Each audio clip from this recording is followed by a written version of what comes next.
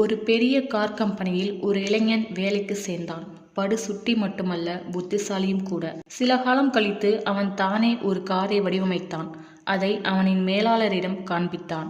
அற்புதம் என்றார் மேலாளர். இதுபோல் எந்த கம்பெனியும் தயாரிக்கவில்லை, உடனே காரை உருவாக்குவோம் என்று அந்த கம்பெனி முதலாளியின் அனுமதியோடு காரை தயாரித்தனர்.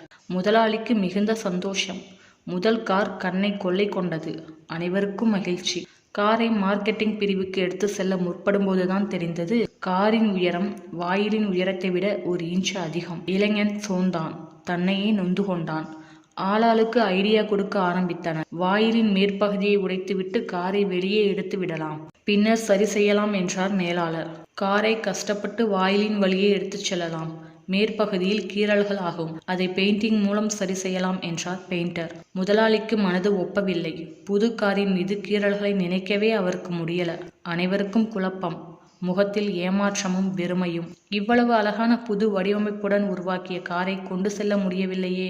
இதை அனைத்தையும் கவனித்துக் கொண்டிருந்த வயதான வாட்ச்மேன் தயங்கி தயங்கி முதலாளியிடம், ஐயா, நான் ஒன்று சொன்னால் கேட்பீர்களா? அனுமதி உண்டா என்றார். அனைவருக்கும் ஆச்சரியம். இந்த கிழவன் என்ன சொல்லப் போகிறான் என்று. சொல்லு சொல்லு. வாயிலின் உயரத்தை விட 1 இன்ச்சு தான் கார் உயரம் அதிகம். காரின் 4 டயர்களின் காற்றை இறக்கிவிட்டால் காரை சுலபமாக வெளியே எடுத்து விடலாம், பின்பு காற்றை நிரப்பிக் கொள்ளலாம். அடடே, எவ்வளவு சுலபமான வழி, எந்த சேதமும் இன்றி.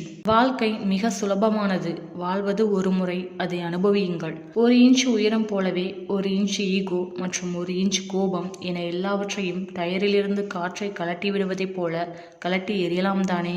ஒருவரின் தோற்றம் மற்றும் நிலையை வைத்து அவர் சொல்ல வரும் நல்ல விஷயங்களை இழந்து விடாதீர்கள். அது எங்கேனும் உங்களுக்கு வாழ்க்கையில் உதவலாம். அடுத்தவர் கருத்துக்களுக்கு மதிப்பு கொடுங்கள். அது உங்கள் எண்ணங்கள் உயர வழிவகுக்கும். செல்லும் வழியெங்கும் அன்பினை விதைப்போம். சொல்லும் ஒளியதனில் அன்பினை வளர்ப்போம். நன்றி.